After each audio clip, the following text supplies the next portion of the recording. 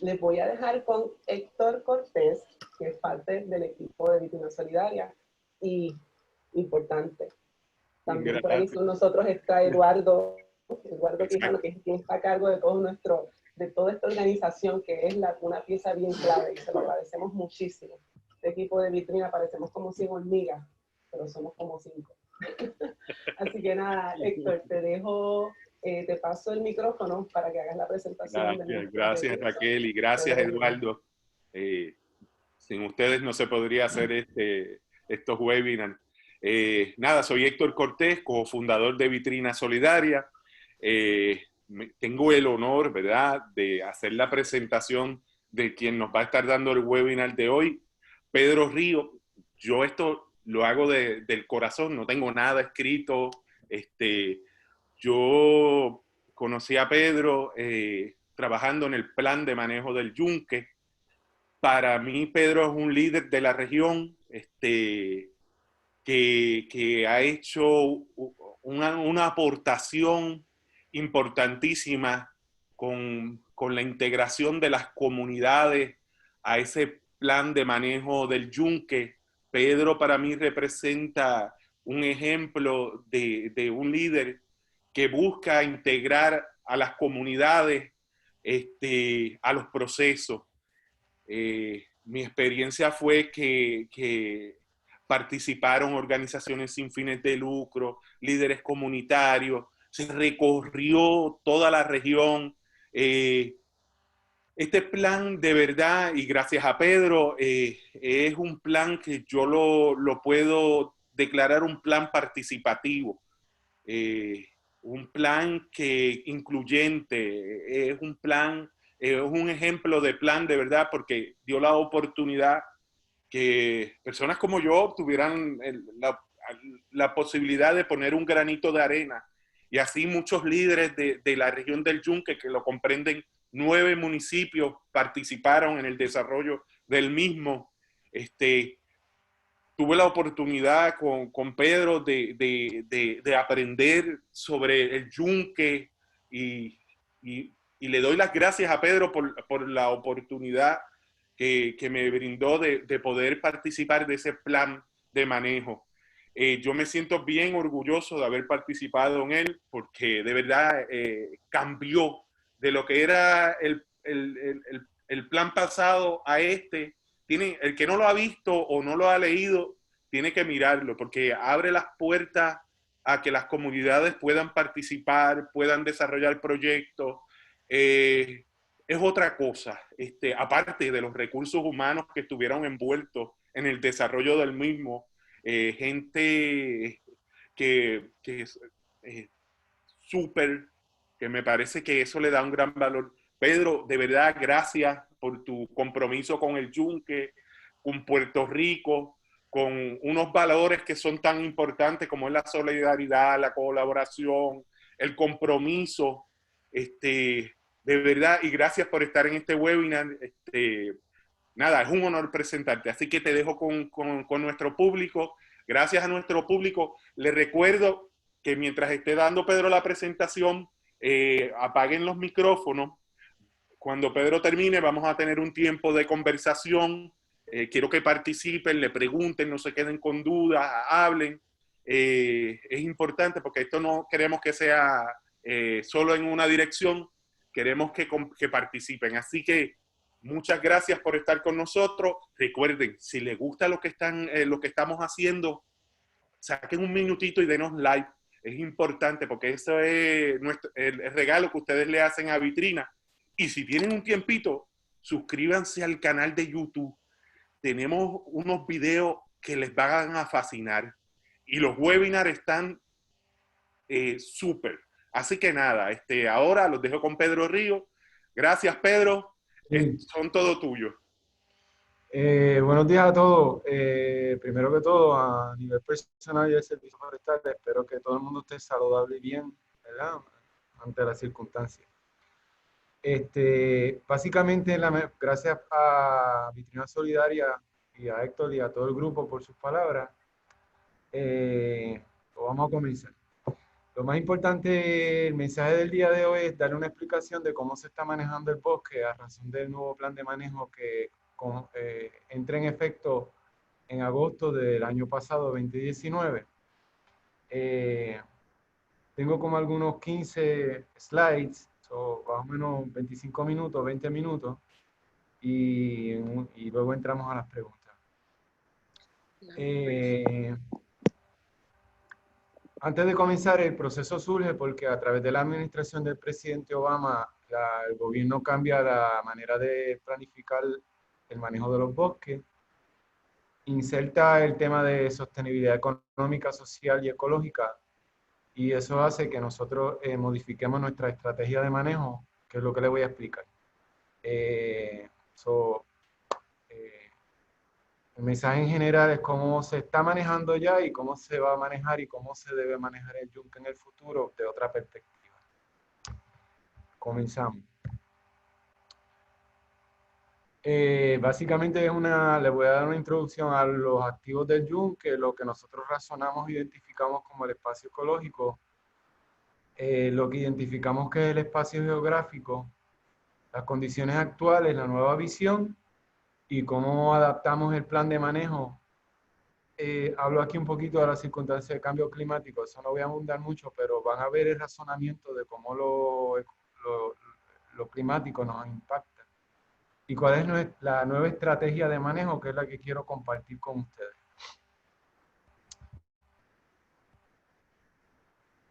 Bueno, vamos primero a los activos del yunque.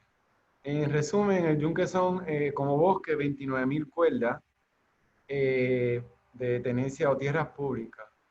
Más o menos 1 millón de visitantes al año, tenemos 18 áreas recreativas, un conjunto de 43 millas de vereda, 43 millas de carretera, 24 millas de vereda. La colindancia suma unas 73 millas para que tengan una idea de la dimensión. Y tenemos 2 áreas de comunicaciones que son las que son centro de las comunicaciones en Puerto Rico, desde radio, televisión, etc. Y eso es una foto de las personas que en los años 30 y 40 nos ayudaron a construir lo que son las áreas recreativas y la carretera 191 y otras actividades del bosque. Cuando nosotros comenzamos el proceso, y esto pues comenzó en el 2012, nosotros lo primero que hicimos fue identificar cuál es el espacio ecológico. Y todo esto lo voy a llevar a la parte social, que es el interés de la presentación de hoy, para que vean dónde estamos en el aspecto socioeconómico.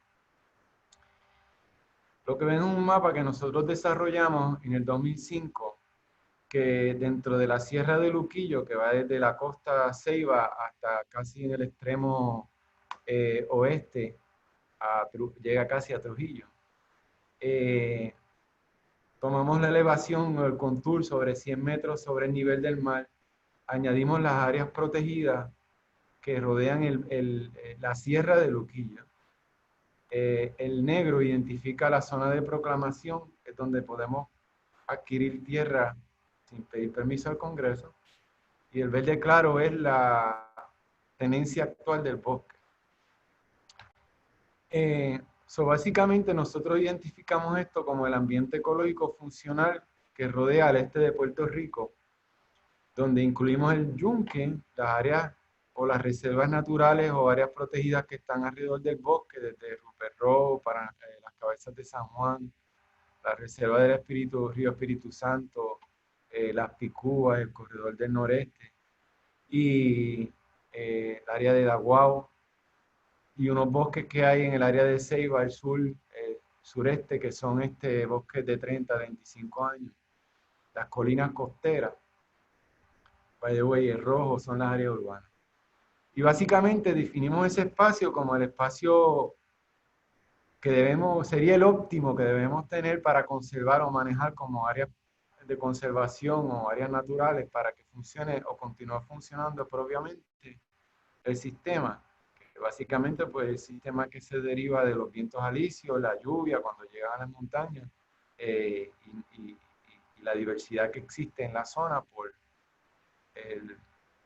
los años que ha estado en conservación.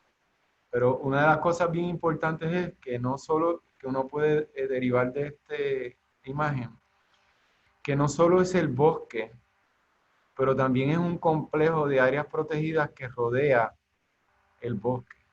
Cuando digo el bosque, estoy refiriéndome a las tierras públicas administradas por el Servicio Forestal.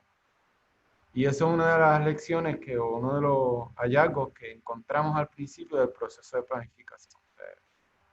El mensaje es que encontramos que ecológicamente no estamos aislados, que estamos conectados. Y eso se tiene que proteger. Y lo van a ver más adelante.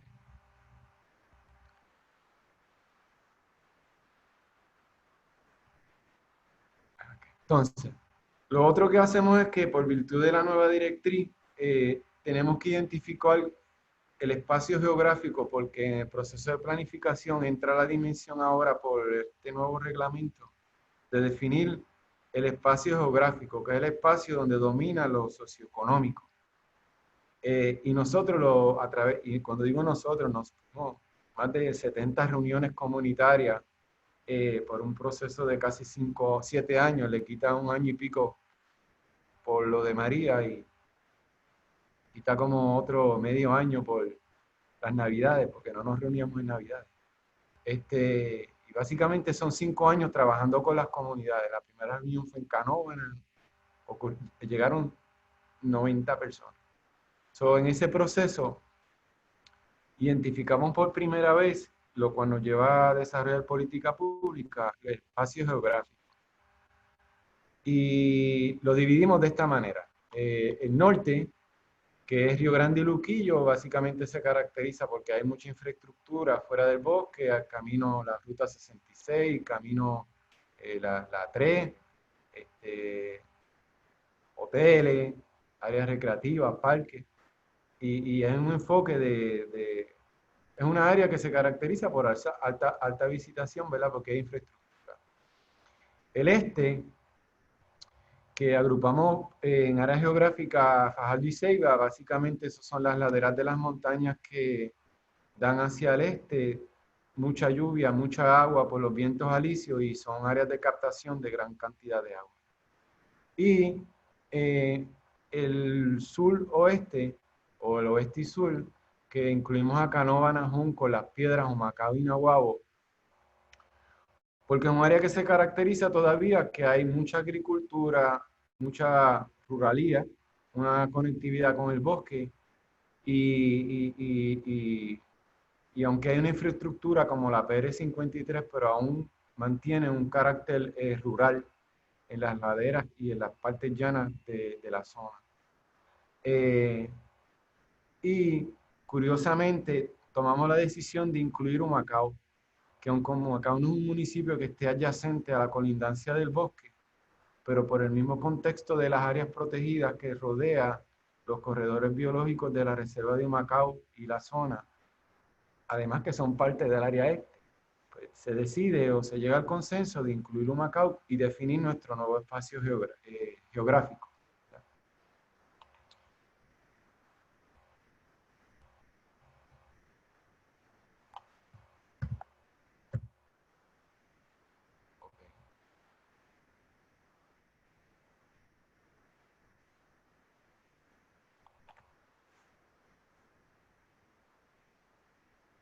Perdón, es que esto es lento.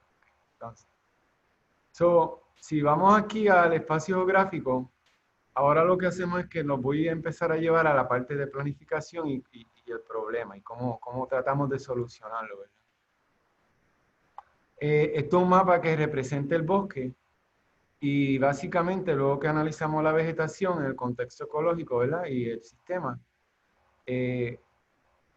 encontramos, ¿verdad? El bosque está en esta área y aquí estamos. Lo que encontramos son estos que definen nuestro problema de planificación. Y aquí voy. En términos ecológicos, por aquí va la 191, este es el norte, este es el sur, ¿verdad? Como les expliqué. Y encontramos los siguientes, llegamos a los siguientes hallazgos. Primero, este polígono que ven aquí rojo, este polígono es un humedal funcional. Para los que conocen la terminología, pues en inglés es un wetland.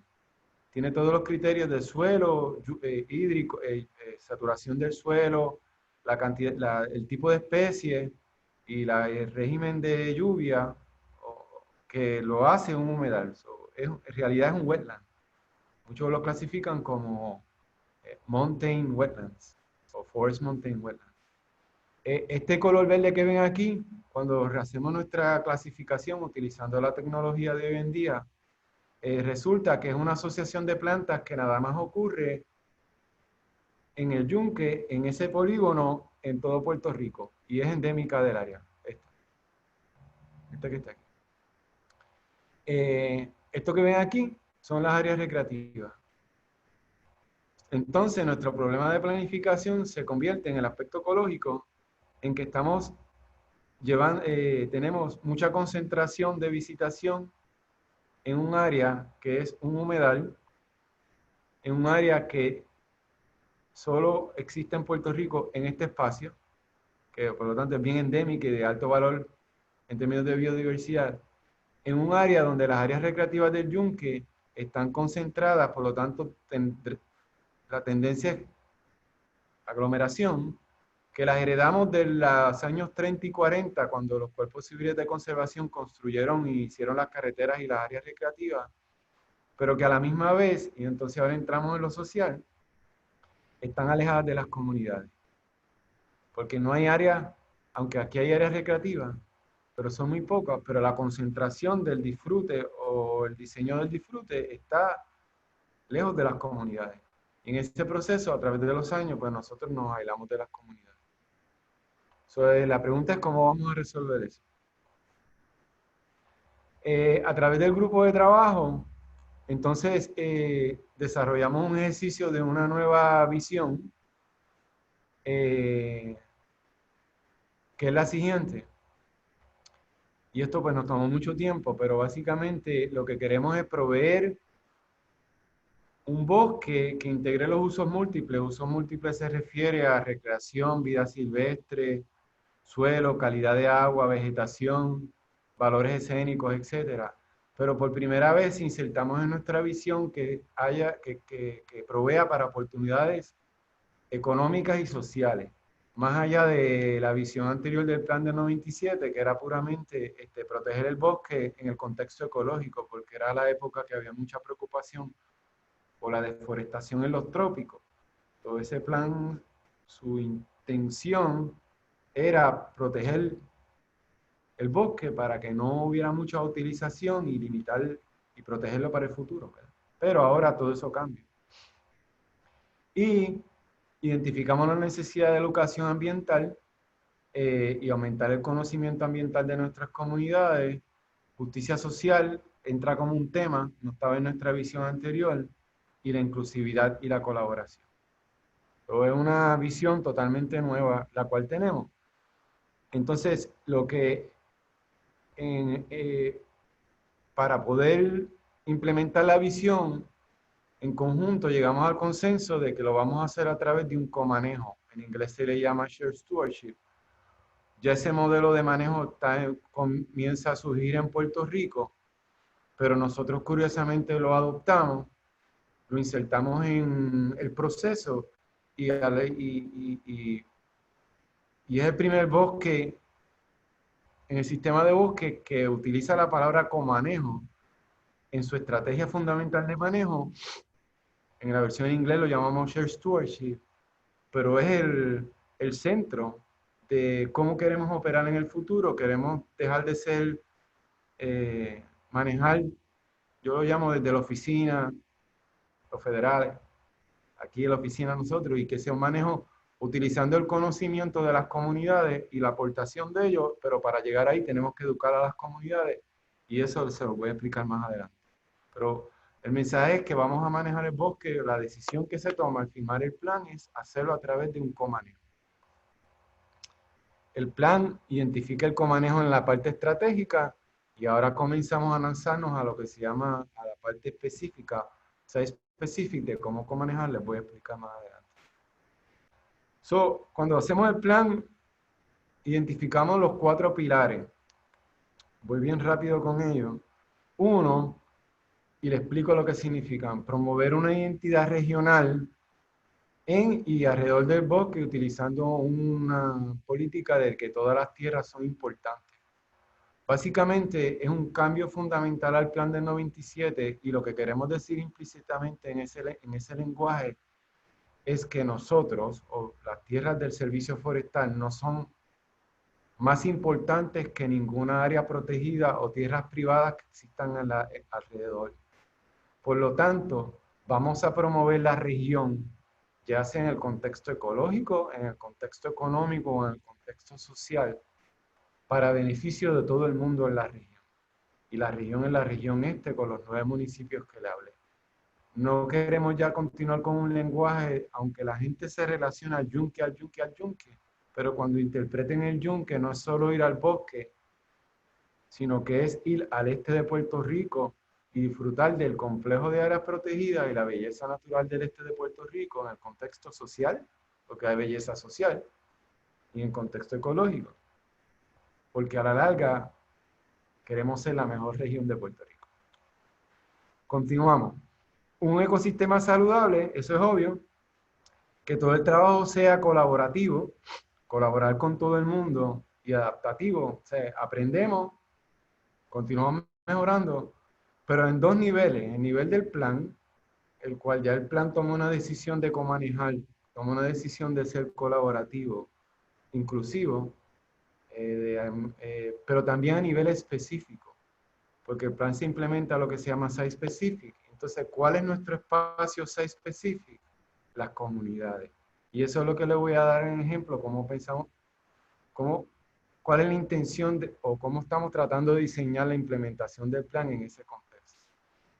Y finalmente, aumentar el conocimiento ambiental de las comunidades, pero no solo en el contexto de un recurso natural.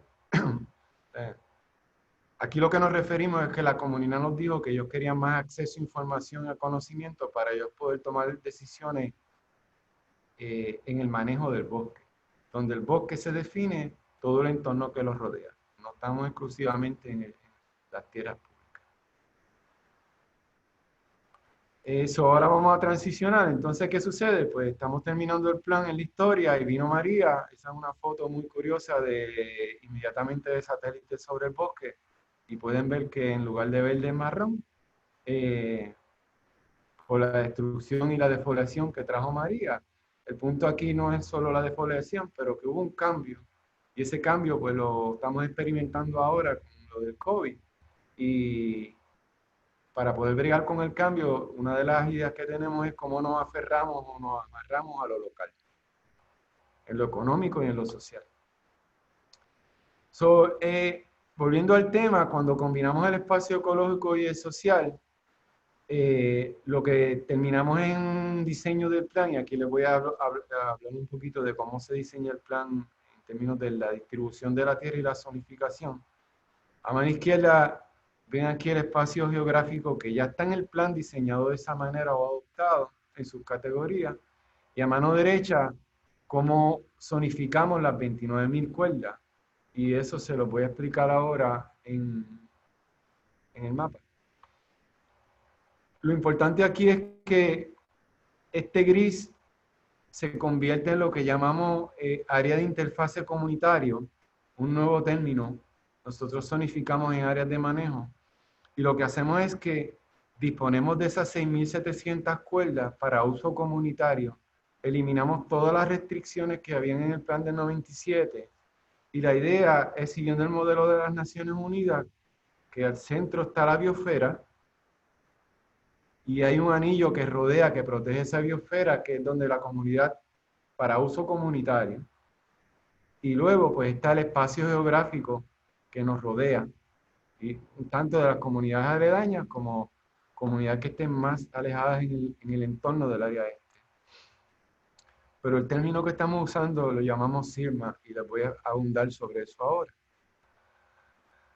Creamos un área de manejo que básicamente elimina las consideraciones del plan del 97, que es la más accesible a las comunidades y municipios, que nos ayuda a facilitar el acceso acceso a información, no es carretera, al turismo y la recreación. Porque básicamente lo que entendemos como modelo es que si proveemos información al ciudadano de cómo, del bosque, más allá de la coquí, de la cotorra, etcétera, pero del bosque, qué está ocurriendo, cómo se maneja, podemos mejorar entonces el turismo que nos llega, ya sea local o visitante. Y dentro de, que es el que se va moviendo hacia, en la región, turismo lo visualizamos por lo que se mueve en la región, y ya cuando entran en el bosque, se convierte en una función de la oportunidad recreativa que le proveemos y la experiencia recreativa. Eso es uno de los principios en el CIRMA. El otro es que vamos a manejar colaborativamente, con manejo colaborativo. Y lo otro es reconocer que es un espacio que nos conecta al paisaje más amplio. Paisaje más amplio, pues usted puede pensar, si piensa como ecólogo, en los corredores biológicos a través de los ríos, o simplemente pensar en la región completa geográfica Sierra de Luquillo. Pero lo importante de todo esto es que nosotros logramos un cambio fundamental como política pública de irnos de un manejo que era exclusivo en prioridades basadas por la agencia o dictadas por la agencia a un proceso de manejo colaborativo donde que se busca identificar las prácticas y las actividades en consenso y en trabajo con la comunidad. Pero ¿cómo vamos a lograrlo? Próximo. Para los que conocen la región, ¿verdad? Yo estoy aquí estamos utilizando los pueblos como referencia. Hemos identificado actualmente para llegar a un comanejo site específico, porque ya pueden entender que estratégicamente la idea está. Vamos a ver cómo lo hacemos. Hemos identificado 4 sectores o comunidades para trabajar. Una es lo que llamamos Palmer, La Vega y Barcelona, ese triángulo en el municipio de Río Grande. En lo que a través de trabajar con Vitrina, estamos en los proyectos de Yunque Emprende y otros proyectos con la comunidad YMCA, La Vega, etcétera, para ver cómo uno desarrolla económicamente y moldea la región. Comenzamos esto lo hicimos como práctica en el desarrollo del plan, lo tuvimos que reajustar con María y ahora lo estamos reajustando con la circunstancia de la pandemia. Y yo creo que la lección aprendida en todo ese proceso, esto lo hemos hablado con Vitrina, es cómo nos amarramos a lo local. Como cuando la gente habla de compra local, pues llegar en ese espacio. Las Piedras, donde hay una comunidad que está rodeada por el CIRMA que les mencioné y tiene unos atributos de recursos naturales, y la idea es cómo podemos comenzar para que ellos en su espacio comanejen el bosque. Las Piedras tiene una particularidad que fue la comunidad que más respondió. Es una de las comunidades que menos, municipalmente hablando, en términos de distribución, tiene menos tierras del yunque, pero fue la comunidad que primero respondió, la que más iba a las reuniones y una de las más interesadas. En el área de Maizales y Río Blanco, es como lo que estamos buscando es trabajar con los líderes comunitarios a través de un grupo que se llama el Grupo de Trabajo de CIRMA, donde hay varias organizaciones como Love in Motion, Corazón Latino, Vitrina, Amigos del Yunque, para Naturaleza, donde lo que estamos buscando es cómo balancear el desarrollo comercial, lo que se llama balancear comercio y naturaleza, cómo desarrollamos el interés económico, no interés monetario, pero el interés por la actividad que genere a esas comunidades y ese espacio una oportunidad económica. Y finalmente en Sabana, comunidad de Sabana, eso lo vamos a extender de Fajardo, Luquillo, donde lo que estamos en un proyecto con Para Naturaleza y el Servicio de Parque Nacional y Grupo Comunitario de Sabana, el Grupo del Corredor del Noreste, la coalición, en un desarrollo de una vereda regional. Y hemos trabajado con eso como proyecto de base comunitaria.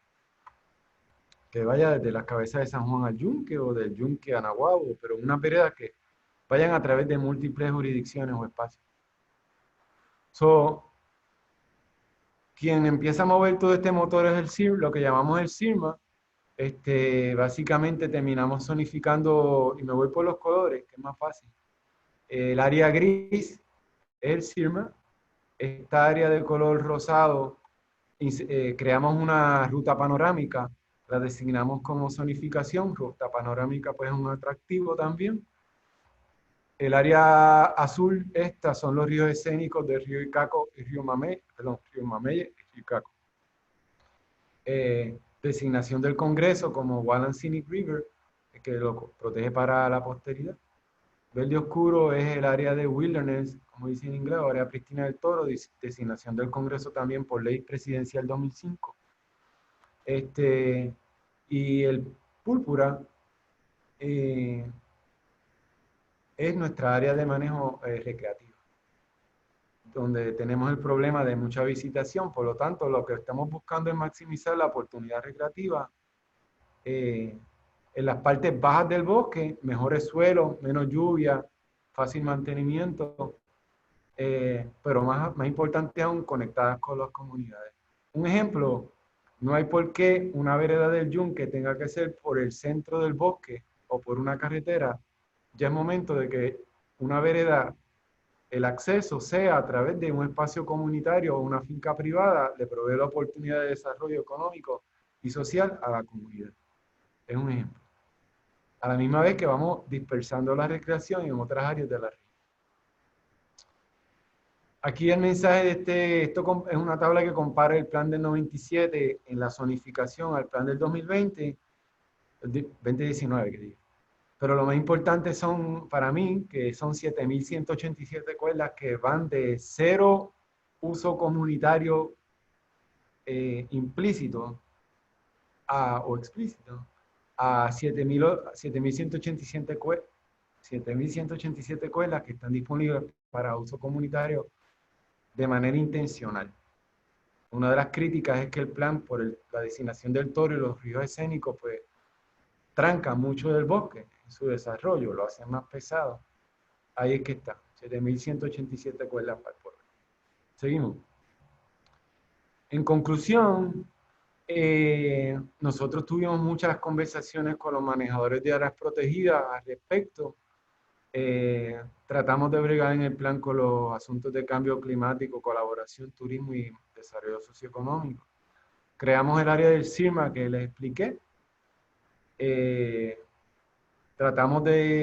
Sembramos la semilla de comanejo como método de manejar el bosque en el futuro. Y más aún, entonces, ¿cómo podemos entonces mejorar la oportunidad económica y el desarrollo de empresas de base comunitaria para que utilicen los recursos del bosque y la oportunidad recreativa y los recursos de la región?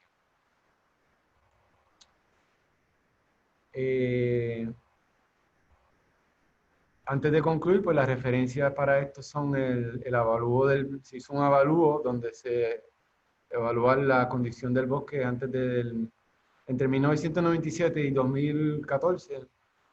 El plan ya es final y sale una publicación también sobre los efectos de cambio climático en el bosque. Y con eso concluyo para las preguntas. Y esta imagen es el bosque en el 2020, una de las imágenes más recientes que a todos nos gusta en la oficina, especialmente a nuestro ecólogo, porque se ve el bosque verde y la zona verde después del huracán María. ¿Preguntas? Gracias, Pedro, por la presentación. Tenemos una pregunta ya aquí en el chat, antes que empezamos con estas otras preguntas que la gente quizás quiera hacer hablada. Que Manuel Martínez habrá la posibilidad de otra entrada al Yunque que no sea solo por Río Grande. Sí, básicamente lo que voy buscando aquí en el mapa, perdonen que esté scrolling. La lógica es que cualquier área que se puede utilizar como entrada. En términos de entrada tradicional de transportación, las carreteras que tenemos son las que vamos a continuar, 191, la carretera 9966, la carretera de Jiménez, etc. Pero entrar al bosque para disfrute, caminar, acampar, la visión que tenemos es desarrollarla por otros sitios que son los no tradicionales en cualquier sitio alrededor del bosque, que sea viable, ¿verdad?, para protección del sistema, pero facilitándolo.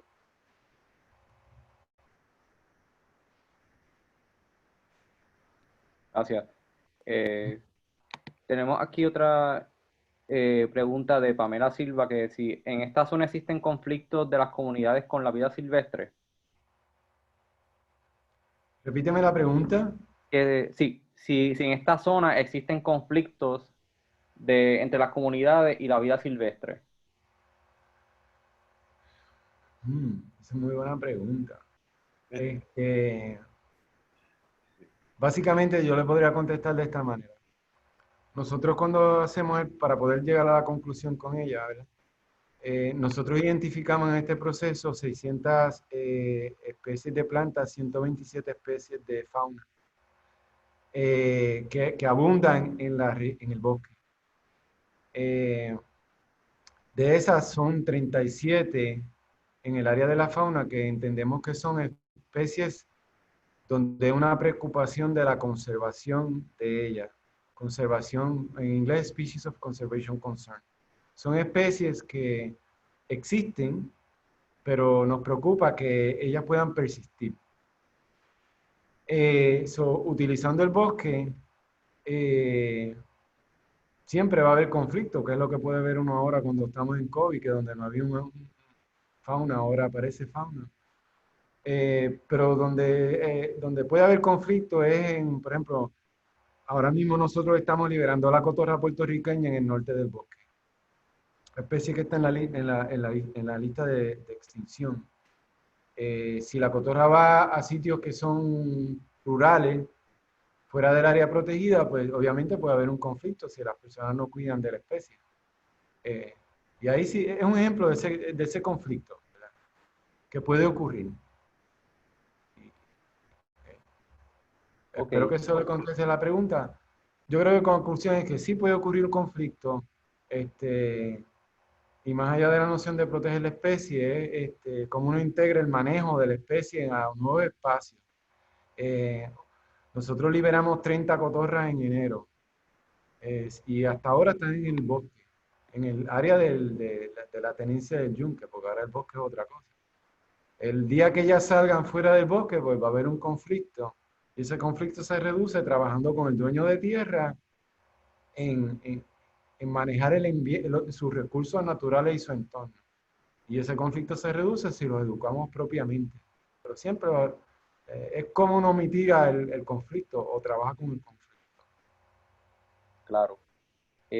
Tenemos otras preguntitas aquí. Te hago esta siguiente pregunta por Ticia Torres, que si han considerado incluir a Loíza, al igual que Humacao, para promover la identidad regional.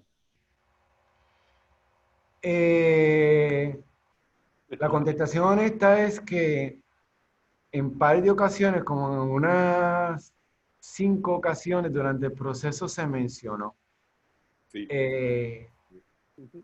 Y nunca como grupo lo tomamos para acción. Y cada vez que se mencionó, de hecho, la última mención que se me hizo fue hace como algunos 8 meses atrás. Por mi parte, yo le doy más pensamiento. Y tal vez esa es una buena pregunta, tal vez tiene cierta lógica, lo que pasa es que no nos hemos dedicado a explorar. La persona que lo quiera, que me envíe un correo electrónico y lo podemos trabajar juntos. Porque recientemente yo he estado mucho cerca de Río Herrera, que es la colindancia entre Río Grande y Loíza, y por lo menos en el contexto ecológico y del Valle Costero de Puerto Rico, hay una conexión ecológica. Y obviamente hay una social y hay una potencial económica de integrarlos al proceso de recuperación económica a través de lo que hacemos, por ejemplo, con Vitrina. Es muy buena pregunta. El factor crítico en el proceso de planificación, porque emocionalmente yo añadiría hasta, si a mí me dejan, yo llego hasta el Caño Martín Peña. Pero en el contexto ecológico, cada vez que paso por el área de Río Herrera, le veo un rol al espacio ecológico de ese lado oeste del río donde está Loíza. Y eso es lo que a lo mejor uno puede evaluar. Como estamos funcionando ahora, nada más con la pregunta, pues ya me da una asignación formal de yo evaluar. Y el ciclo de evaluación del plan es un ciclo bianual. Al levantar la pregunta, si la persona se comunica, lo tomo como algo formal y le tratamos de dar llegar a un análisis colectivo. Tal vez no puede ser todo Loíza, pero tal vez lo que aporta a la cuenca del río Herrera, al Valle Costero, que también ese valle es parte de Río Grande en una esquina, en un sector. Pero es muy buena pregunta, es muy buena pregunta. Sí. Envíame un mensaje y vamos a trabajarlo. Súper. Y en el contexto, para finalizar contestación, el contexto económico de recuperación, porque ahora el bosque se maneja buscando una recuperación económica, de la misma manera que les presenté Barcelona, Río Grande, puede haber un corredor económico o social, porque también está lo cultural. En el plan también reconocemos lo cultural al 100. O sea, la cultura es importante, lo local es importante. La historia, estamos haciendo una mejora en Baño de Oro y Baño Grande para realzar esa historia, que es nuestra historia. Pero a lo mejor puede ser como un corredor especial o un corredor de entrada al Yunque, aunque uno vuelva a la ruta de la carretera 3, un corredor, podemos llamarlo socioeconómico, a considerar. Lo bueno de esto es que en el proceso de planificación, pues cada 2 años uno reevalúa el plan y puede enmendarlo. Bueno, muy buena pregunta, gracias. Próxima pregunta que tengo de Víctor y la raza es que si hay planes de reparar el puente que une a Cuy de Naguabo con Palmel.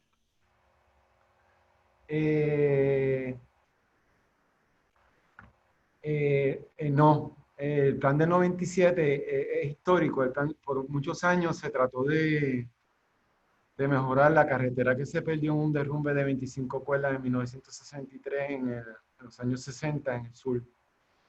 En una limitación geológica de suelos altamente arenosos. Básicamente hay una parte de esa sección de Río Blanco, la cuenca, donde corría la carretera 191, que los suelos son como estar en la playa. Y ya usted sabe que en la playa construir una carretera es imposible por la tanta arena que existe. El plan de 97 determina que se va a mantener no como una carretera, pero como una vía para caminar, bicicleta, o sea, no vehicular. Y en el plan del 2020, lo que hacemos o 2019, es reenfocar el compromiso con las comunidades de Nahuabo para el desarrollo económico, de manera que no sea dependiente de ese segmento de la 191. Esa es la verdadera contestación. Okay. Tengo otra pregunta de Carlos Ayala que pregunta si el área recreacional del río Sabana está abierta. En estos momentos, el área recreacional del río Sabana en estos momentos específicos está cerrada por un problema de un derrumbe que hubo reciente en la carretera que estamos tratando de, proyecto con Federal Highway, reabrirlo. Es una zona que hay unos suelos que constantemente siguen erosionando montaña abajo y se puede arreglar. Lo que pasa es que están los proyectos de recuperación para volver a abrir. Y estamos trabajando con el grupo CIMA de Nahuatl para empezar a utilizarla de esa manera. Es una cuestión de unos derrumbes que existen, pequeños, pero que son tediosos. Ok. Tengo aquí otra pregunta de Enrique Poemape que pregunta que si tuvieron algún problema o resistencia con alguna comunidad que quizás no quiso participar de este proyecto y si alguna comunidad que no vio interés, ¿cómo lo pudieron solucionar? O si aún existe este problema. No, el problema no fue el interés de las comunidades. La primera reunión, donde nosotros la llamamos reunión cero, que fue una reunión para escuchar y hacer el planteamiento de que íbamos a reunir, fue en Canóvana. Y en Canóvana, centro comunal que está como a 1 hora de la 65 Infantería, y llegaron 90 personas. Nosotros desarrollamos un sistema o llegamos a unos acuerdos con las comunidades donde consistentemente nos reuníamos en Las Piedras, en Luquillo, en Río Grande, en Fajardo, en diferentes espacios y ahí y era donde íbamos a reunirnos en todo el proceso. Nunca percibí que problema con la comunidad y ningún deseo de trabajar. El problema sí que existe en términos técnicos, es que hicimos un avalúo y nosotros identificamos más de 150 comunidades en el área este.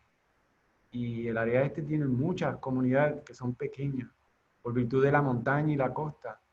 Y en ese proceso identificamos con nuestros sociólogos el mecanismo de llegar a ellos era a través de las escuelas y las iglesias, y público en general. Pero no es un método tradicional de convocar. Nosotros literalmente posters y altoparlantes por las comunidades que contratamos, porque esa es la metodología acá, ¿entiendes? Siempre está el Facebook y otra cosa, pero uno tiene que lanzarse a las comunidades, a las iglesias, líderes comunitarios de escuelas, para poder diseminar y buscar la participación. Pero yo creo que la región este es una región que tal vez no está tan avanzada en el contexto de... Sí hay muchos avances, pero es una región que se está levantando y despertando en el sentido de autogestión. Porque tradicionalmente otra de las cosas que encontramos es que en el área este, la primera dependencia de las comunidades fue por la misma existencia del servicio forestal por más de 100 años, donde a través del proceso de, cuando comienza la reserva, que pasa de tenencia española a la tenencia americana, y ahí comienza la época de la depresión, el servicio forestal era quien empleaba a las comunidades para la carretera 191 a través de los proyectos de New Deal de la época de la depresión. Y luego los empleó para sembrar el bosque y reforestar las 20.000 cuerdas. Y luego los empleó para tratar esas 20.000 cuerdas en la búsqueda de vender esa madera. Son 100 años de dependencia en una agencia federal para subsistir en el Estado, ¿verdad? El gobierno federal. Y luego los que vivían en las costas, muchos dependían en el Navy, de la existencia del Navy. Y a ver, todo ese vacío, son comunidades que uno conecta muy bien, pero nunca habían tenido como un sentido fuerte. Lo tienen como humanos, de autogestión. Entonces ahí es que identificamos esa necesidad en el plan y ahí es que vamos a los proyectos como el Yunque Emprende, en tratar de forjar esa autogestión. Va a tomar mucho tiempo. Sí. Pero lo bueno es que ya empezamos. Así es. Tengo una pregunta de Juan Ortiz, es que pregunta que cómo organizaciones de voluntarios pudieran apoyar esta iniciativa con el Yunque. Muy buena pregunta. Nosotros tenemos, se pueden comunicar conmigo y nosotros la encaminamos. Nosotros tenemos tanto voluntariado que a nivel específico de acompañarnos en el campo en diferentes cosas, desde manejo de áreas recreativas, mantenimiento, contar aves, ciencia ciudadana, contar árboles. Pero si quiere participar en el proceso de manejo y comanejo, y tenemos un grupo que se llama el Comité de Ciudadanos para Participación Pública, Consulta Pública, que se reúne una vez al mes. Eso se interrumpió ahora por el COVID. Pero es un grupo de 25 líderes comunitarios o ciudadanos individuales que tenemos un foro donde discutimos lo que está ocurriendo en el bosque y el plan de trabajo, y tenemos a veces, por ejemplo, necesitamos ayuda para que nos ayuden a decidir cosas. Un ejemplo es las nuevas exhibiciones del Portal del Yunque. ¿Cómo vamos en el diseño? Pues con ese grupo hicimos un pequeño grupo de trabajo, y ese grupo de trabajo de 4 o 5 personas se siente y nos ayuda a escoger. Para comenzar, me pueden enviar comunicarse conmigo y ahí los encaminamos. Pero hay mucha oportunidad. Súper. Tengo otra pregunta de Anthony Pavón, que es que nos pregunta que si puedes elaborar un poquito más sobre el rol de las comunidades en el manejo del Yunque como un destino turístico. El rol de las comunidades en manejo del Yunque como un destino turístico. Bueno, el rol de las comunidades. Si vamos a hablar del rol de las comunidades, lo tenemos que empezar yo creo que la contestación tiene que ser en el rol de todos, ¿verdad? No solo de las comunidades, en contexto de comanejo.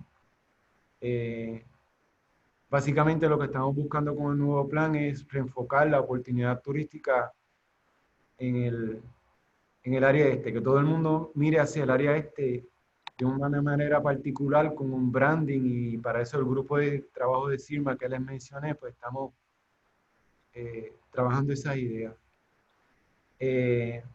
Pero fundamentalmente tiene que ser un rol de base comunitaria, microempresas y empresas de base comunitaria,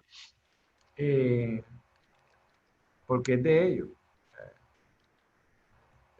El espacio es de ellos. ¿Cómo hacerlo?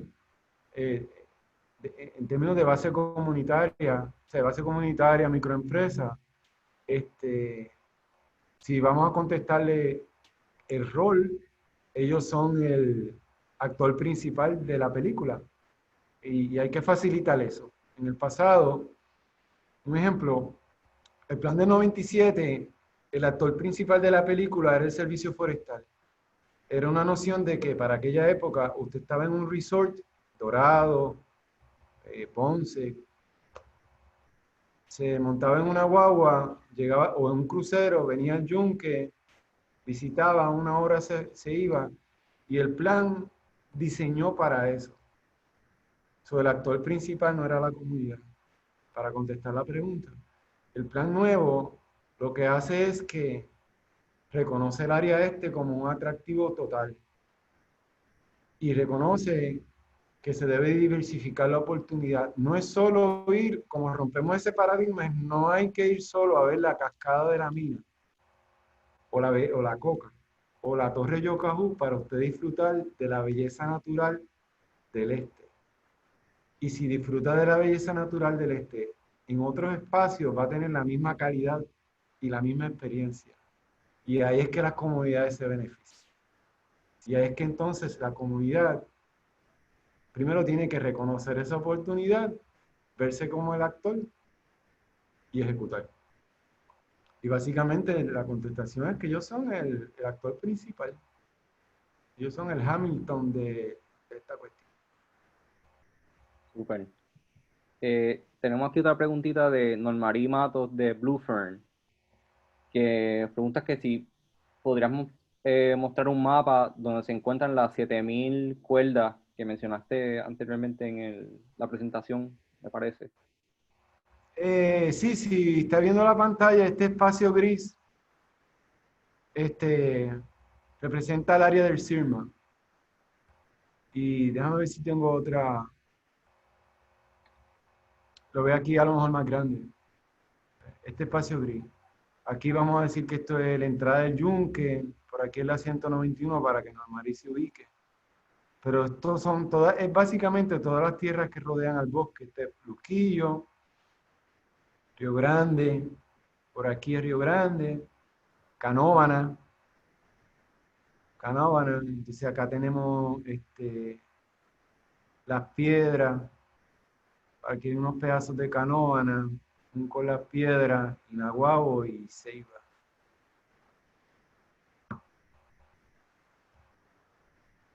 Ok.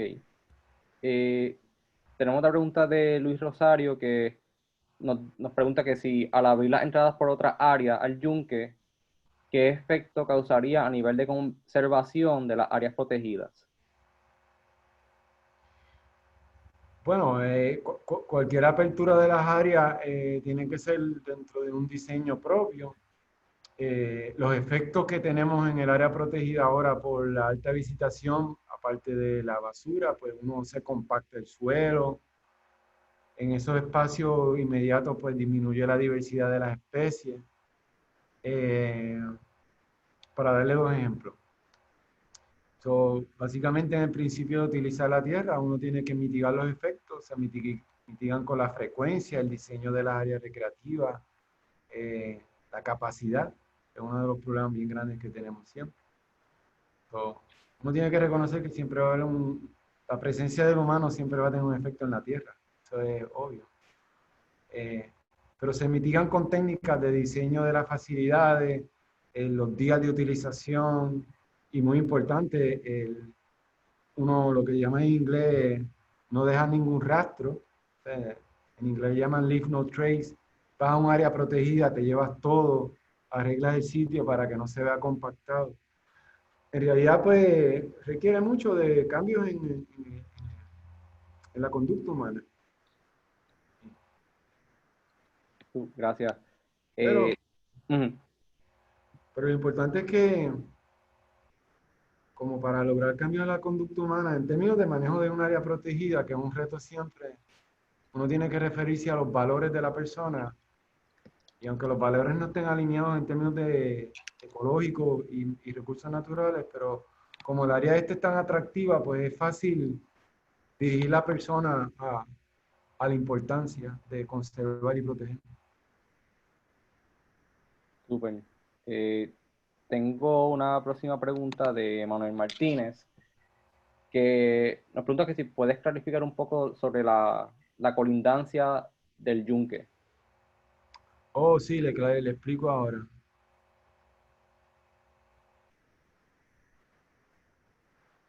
Ok, en este mapa ven el área este, ven los municipios. Esta línea fina que corre por aquí, que crea un polígono, es el bosque. Es el Bosque Nacional El Yunque en su tenencia. Tierras públicas, 29.000 cuerdas, junto con esta parcela que está aquí y esta pequeña de acá. Esta línea roja se llama la línea de proclamación. El Congreso, cuando lo proclamó Bosque Nacional, crea ese polígono cuadrado, rectángulo, donde nosotros tenemos, donde la agencia puede entrar en comprar tierras con el propósito de añadirlas a la tenencia del bosque sin tener que pedir permiso al Congreso.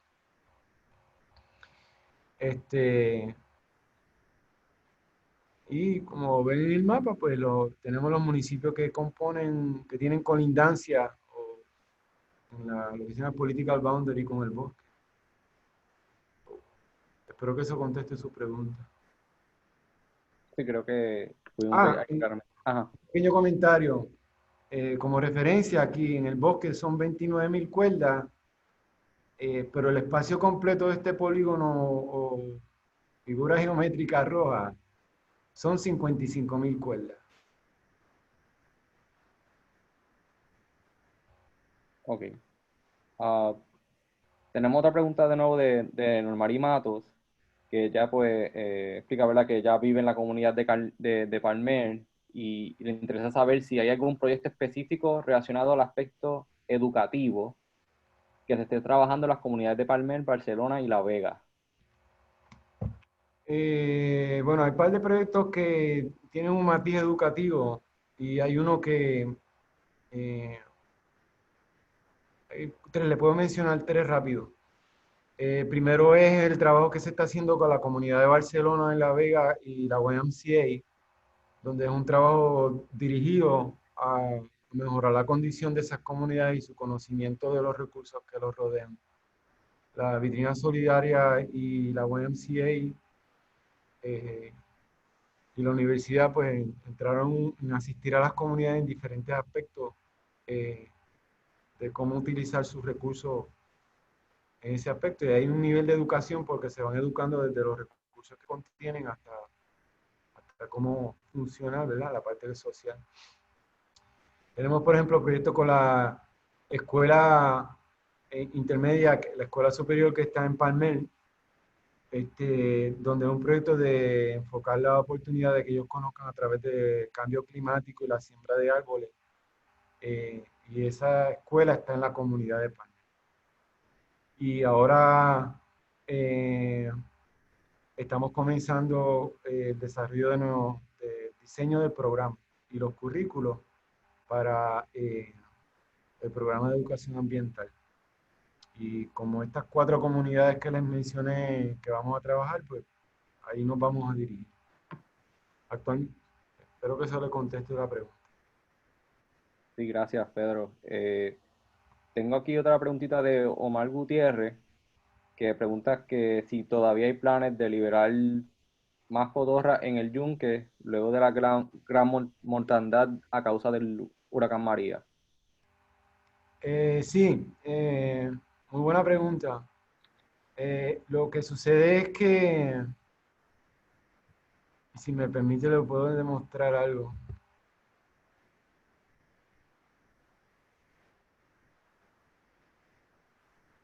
Un segundo. Ok. Déjame ver si sube el slide. Pero para ir contestándole lo siguiente. Luego del huracán María, el bosque sufre una gran defoliación. Esto es una imagen que nos demuestra la pérdida de vegetación. Oh, la perdí.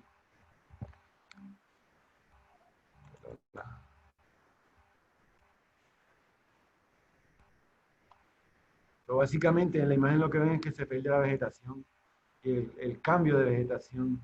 Mucho cambio en el sur y mucho cambio en el oeste. ¿Y qué sucede? Esta parte de aquí es la parte del verde, que era el hábitat crítico, se llama hábitat crítico y esencial para la cotorra puertorriqueña. Nosotros perdemos todo eso. Y de 45 cotorras nos sobreviven 3. Curiosamente, las 3 que sobreviven se mueven hacia esta parte de acá, que hay menos pérdida de vegetación. Digo, se perdió mucho, pero... Y lo que hacemos es que cambiamos el área de hábitat, lo que era el hábitat crítico para la cotorra, adoptamos esta región, este espacio que está por aquí, aunque aquí hay mucho cambio, pero por lo menos este espacio que es donde está el aviario, y ahí que comenzamos entonces a desarrollar la infraestructura de nidos artificiales para liberar a la cotorra. Liberamos en enero de esa liberación y hay un plan para seguir liberando. De esa liberación hay 2 nidos activos que las cotorras escogieron, de las 30, hay 2 parejas en nido y hay 5 huevos hasta el día de hoy. Y hasta la última notificación los huevos estaban en buena condición. Estamos muy contentos porque ha sido muy exitoso, después de mucho trabajo. Y ese espacio como hábitat le está resultando muy bien. Volvemos a lo mismo. El bosque secundario, elevación más baja, que es más cómodo para la salud de la cotorra. Y curiosamente, área de CIRMA, más cerca de las comunidades, vamos a ver qué sucede. Muchas gracias, Pedro.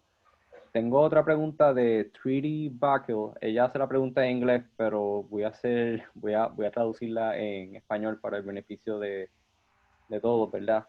Que ella dice que ella no notó que hay trabajo de madera detallado en absoluto, que después del huracán María se perdieron millones de dólares en madera porque no hay capacitación ni conciencia sobre el valor de la madera. No es parte del servicio forestal destacar y educar el uso de estos recursos. Muy buena pregunta y saludos a Rigri. Sí, es parte del trabajo. En el plan empiezo con el plan de manejo y actualizo. En el plan de manejo, de hecho, el plan de manejo es bien específico en reconocer la utilización de productos forestales. Cambia la dinámica de extraer madera comercial de algo de alto tamaño y no se concentra en, permite, elimina lo que era un concepto de bosque de demostración y lo deja para utilización. Eso pues comienza a ocurrir como esa manera en 2019 con el plan. A través del huracán María, una de las cosas que descubrimos, no solo como agencia en Puerto Rico, no solo la parte de manejo del bosque, que no teníamos la capacidad que en Puerto Rico no tenemos hay mucho interés, hay mucha muy buena madera, hay mucha madera residual de alta calidad, pero no en este instante, en esta época, en este momento histórico, no había mucha capacidad de disponer de ella. No sé, obviamente hay que, la pregunta va a qué se debe hacer. Pues hay mucho que se debe hacer. Nosotros hicimos un estudio de la capacidad comercial, se hizo el servicio forestal, el interés por utilizar madera, cuánta madera se utilizaría actualmente en Puerto Rico. Resultó ser muy pequeña la cantidad, porque hay un vacío entre la producción de la madera o la existencia de la madera y la utilización para hacer un producto. En el proceso de planificación nosotros nos reunimos con el Woodworkers Guild en una, hicimos presentación. Hay mucho interés, pero en el contexto comercial pues algo que todavía no ha tenido mucho agarre. Tal vez es una buena, y gracias por la pregunta, me da una idea de cómo vemos trabajar contigo y con Vitrina en explorarlo. Les voy a dar un dato curioso. Luego del huracán Hugo, aquí se vendió, se dispuso de mucha madera que se fue a Europa, y yo no estaba presente, pero la historia es que venían en container trucks, los llenaban de la madera como estaba y se la llevaban. Y con María no fue así. Tal vez fue la devastación o algo, pero no se logró eso. Sin embargo, el plan reconoce la oportunidad, la necesidad, y el potencial está ahí para empezar a hacerlo y utilizarlo. Ok, gracias, Pedro. La próxima pregunta que tenemos aquí, que es de Carla López, es que nos pregunta cuán extensa ha sido la integración e interés de científicos en el plan y en posibles iniciativas de educación, y cuál pertenecen ser las iniciativas y mecanismos educativos más exitosos en estas comunidades. Repíteme la pregunta. Sí, que son dos preguntas en una. Primero es cuán extensa ha sido la integración e interés de científicos en el plan y en posibles iniciativas de educación, y siguiendo a eso, y cuál pertenecen ser las iniciativas y mecanismos educativos más exitosos en estas comunidades. Okay.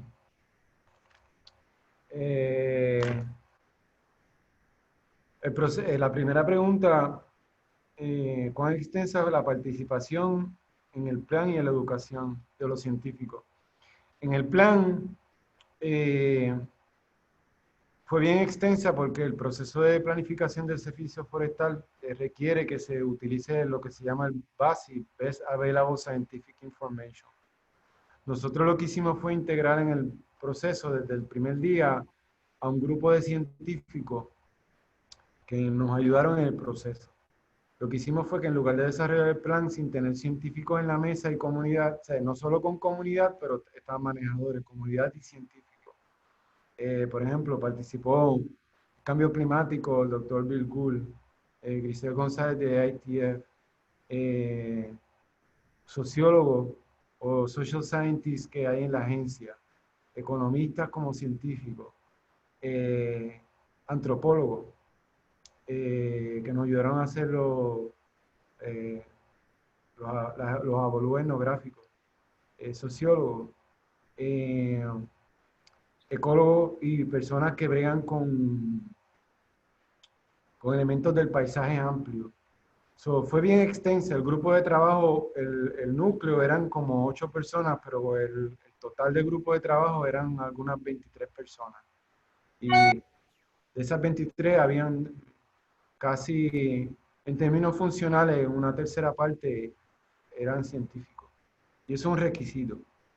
En la parte educativa, la participación de los científicos a nivel del plan, se hizo un avalúo diseñado por los educadores de la condición en nivel educativo en términos ambientales de la región este.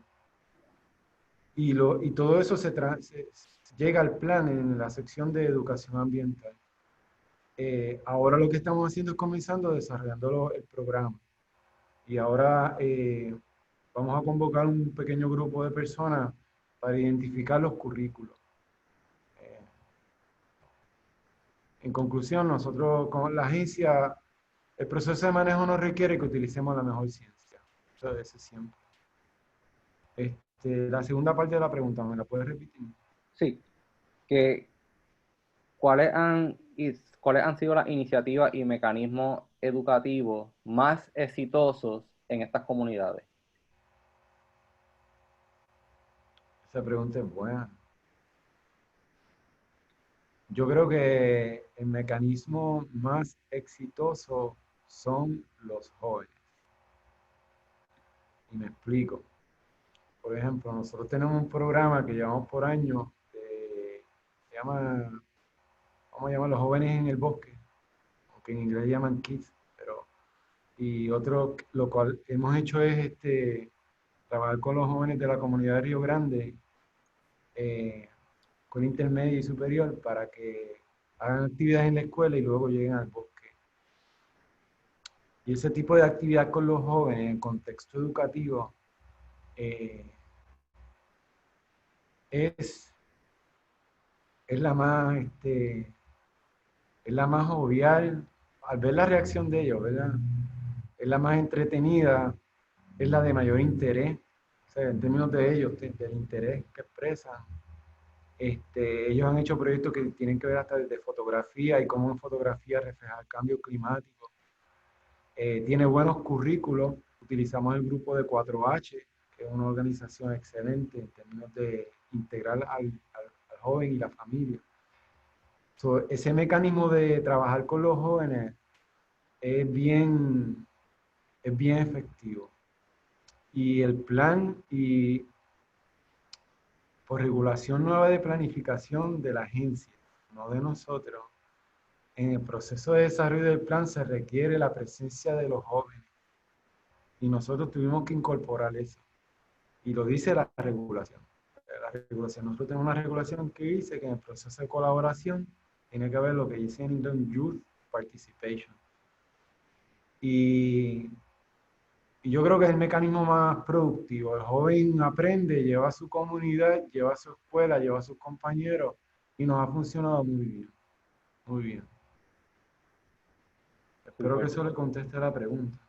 Sí, me parece que sí. Tengo otra preguntita aquí de Carlos que nos escribe: ¿el bosque se presta también para desarrollar el turismo científico? ¿Vislumbran explorar esta vertiente? Bueno, no conozco mucho del turismo científico como práctica. Lo que sí es que nosotros en el plan del 97, y lo traemos este plan, identificamos 4 grupos de usuarios del bosque. A lo mejor esto le contesta. Hizo un estudio donde identifica, vamos a llamarlo el visitante, ¿verdad? El local, que es personas de Puerto Rico, o residentes de Puerto Rico que vienen al bosque. El visitante que viene de Estados Unidos continental, como grupo en términos de su costumbre, tradición y práctica de visitar el bosque, cada una con su diferente mentalidad. Y el visitante europeo.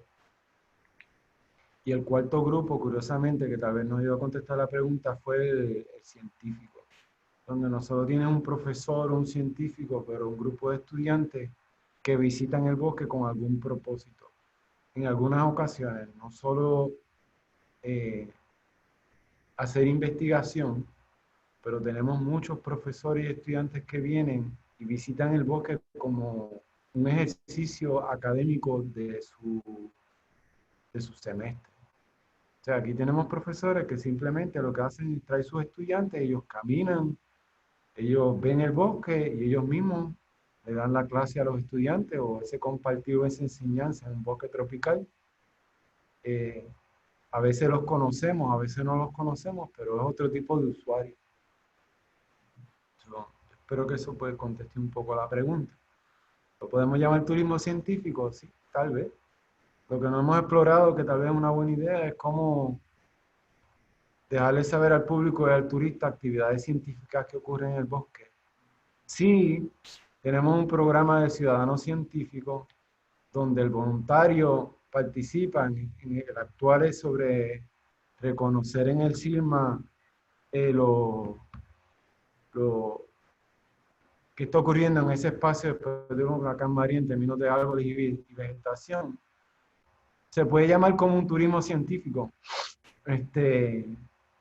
Si lo que está preguntando es actividades que la persona pueda participar y que aporten a la ciencia y al conocimiento. El programa de ciudadano científico facilitaría eso, que lo hagamos como actividad comercial o turística. En el grupo de trabajo del CIRMA lo hemos discutido, pero por ahora pues es como una idea que estamos trabajando. Gracias, Pedro. Tengo aquí unas últimas preguntitas de Jonathan Ortega, que primero pregunta si el proyecto de monitoreo de vegetación del yunque continúa su monitoreo en los plots. Repíteme la pregunta. Sí. Si el proyecto de monitoreo de vegetación del yunque continúa su monitoreo en los plots. Si se refiere a unos inventarios de monitoreo de plots que tenemos, que son parte del inventario nacional, hay un sistema que se visita periódicamente cada 3 a 5 años, que hay en toda la isla de Puerto Rico unos plots donde se evalúa la vegetación y los árboles. Eso se llama Forest Inventory and Analysis, esa es una de las misiones de la agencia. Eso continúa. Si se refiere al programa de Ciudadano Científico, nosotros establecimos 40 plots, primordialmente en el área del CIRMA y en algunos fuera del bosque, para comenzar a recolectar datos de la vegetación que hay en esos plots, porque eso se detuvo más de 2 décadas. Lo que vamos a hacer es que hemos adoptado esos 40 plots como plots permanentes, entre comillas. Vamos a continuar trabajando con ellos. Los primeros hallazgos del programa de Ciudadano Científico de Vegetación en el área del CIEMA salieron, donde están estos plots en estos días. Pero la idea es que vamos a continuar con los plots y tratar de ofrecerle los plots a cualquier organización que quiera adoptarlo. De esa manera que se comprometa con el monitoreo y las mediciones que hay en ese plot. Proveerle eso a un banco de datos que tenemos y ahí pues vamos conociendo un poquito más del bosque. Pues gracias, Pedro. La última preguntita que nos hace aquí Jonathan Ortega es que él nos dice que existe en mi gran deseo en apreciar, explorar y observar y proteger lugares sagrados de los taínos, al igual que sus petroglifos. A través de ustedes, ¿existe algún team que brinde protección a dichos lugares? Sí, nosotros tenemos un arqueólogo en el bosque, su nombre es Raymond Feliciano. Raymond es uno de los mejores arqueólogos, tal vez el mejor arqueólogo que hay en Puerto Rico, trabajando a nivel del Forest Service y otras agencias y el SHPO. El programa tiene él maneja un programa que tiene diferentes aspectos, la preservación, la restauración, la identificación de recursos culturales, históricos, llevarlos a registro nacional. Ahora mismo están trabajando en lo que se conoce como la Casa de Piedra, restaurando Baño de Oro y Baño Grande, que son sitios que eran construidos en los años 30 por los cuerpos civiles de conservación. Identificación de algunos sitios donde hay petroglifos. Pero básicamente es una actividad que es uno de los recursos que el Servicio Forestal maneja, como programa y como actividad, constantemente. Sí, Pedro, si me permite. Sí, adelante. Sí, mi nombre es Raymond Feliciano, para los que no me conocen, ya Pedro me presentó. Soy el director del programa de patrimonio, lo llamo por ahí el arqueólogo del bosque. Y para contestar la pregunta, pues sí, tenemos un programa activo, básicamente soy yo y ahora tenemos unos interns a través de los últimos 2 años que nos han estado ayudando. Constantemente monitoreamos la condición de los sitios prehistóricos y históricos que tenemos alrededor del bosque.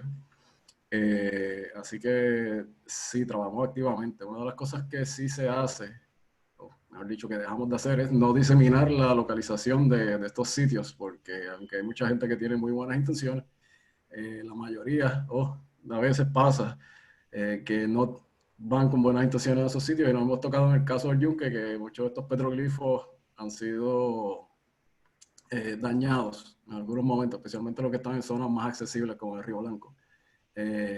Así que por eso no se disemina esa información, pero sí, constantemente los monitoreamos, creo que todos los años, mínimo, una vez cada 5 años los visitamos.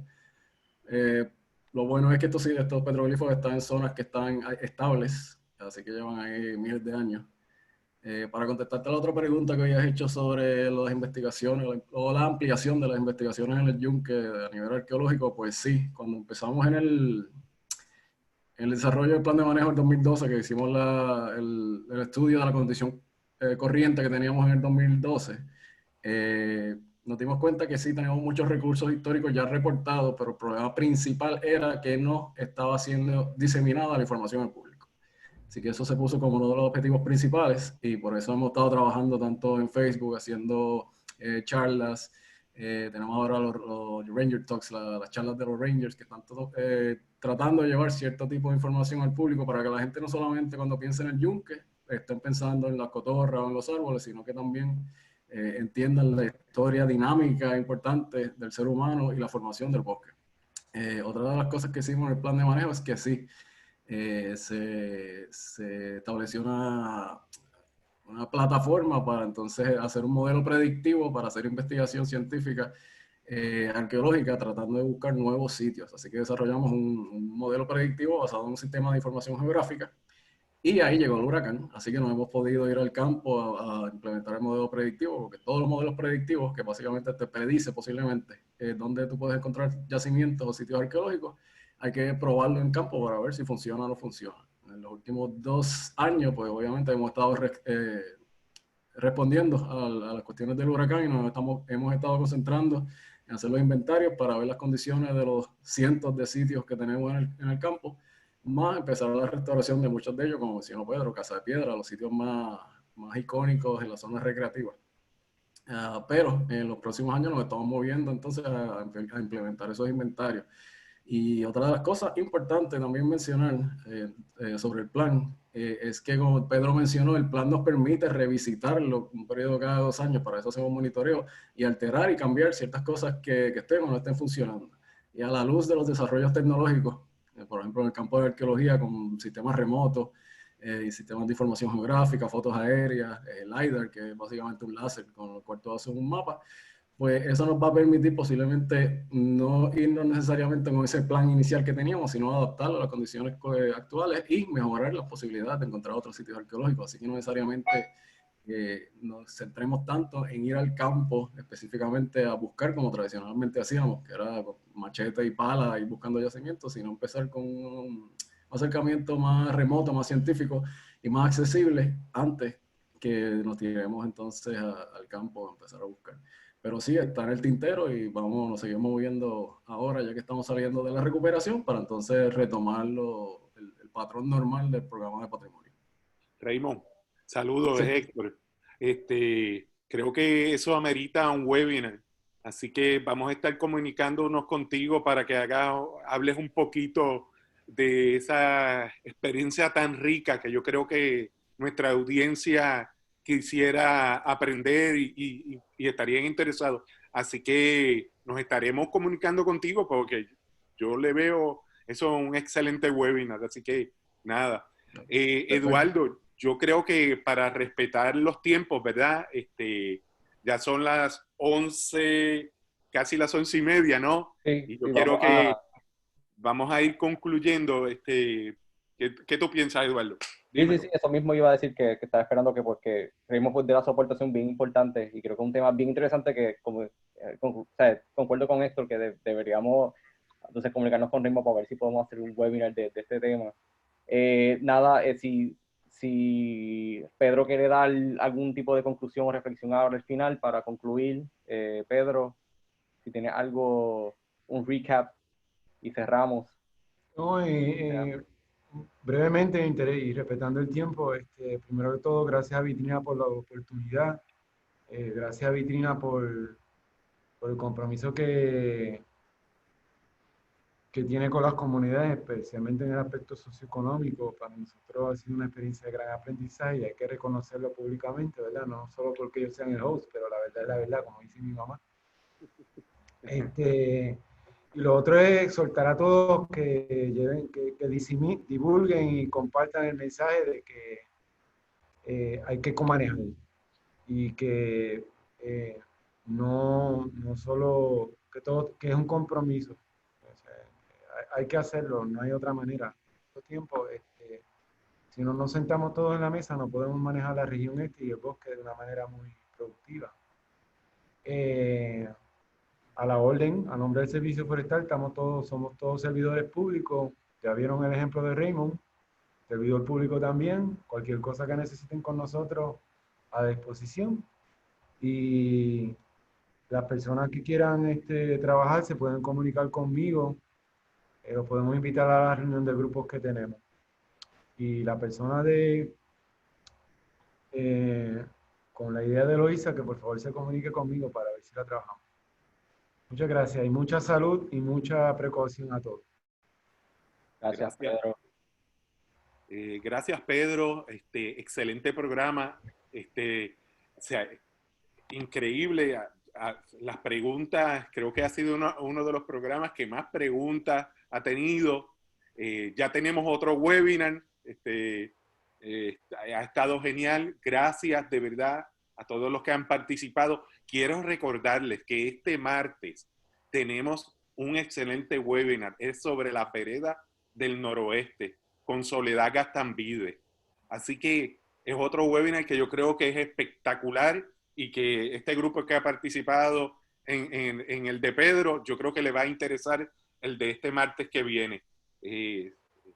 No voy a abundar más nada porque hay que dejarle a Soledad que les explique por dónde es que vamos con la vereda. Gracias de corazón. Recuerden darle like a Vitrina para poder seguir haciendo estos trabajos hermosos que nos llenan de mucho amor y mucho cariño el poder servir a las comunidades y a nuestro país y al bosque, ¿verdad? A nuestro yunque que tanto amamos. Gracias, Pedro, de todo corazón. Ha sido un excelente webinar. Nos despedimos esperando volverlos a ver en el próximo webinar. Gracias, Eduardo, mil gracias. Ese Eduardo es un titán. Gracias. Y a Raquel Esqueret por apoyarnos y apoyar este proyecto, y al Servicio Forestal por apoyar estos webinars que estamos dando y apoyar el trabajo que hace Vitrina Solidaria con las comunidades de la región y con todo Puerto Rico, pues nosotros atendemos proyectos de todo Puerto Rico. Así que nada, gracias y que tengan un excelente día y hasta el martes. Nos vemos, muchas gracias.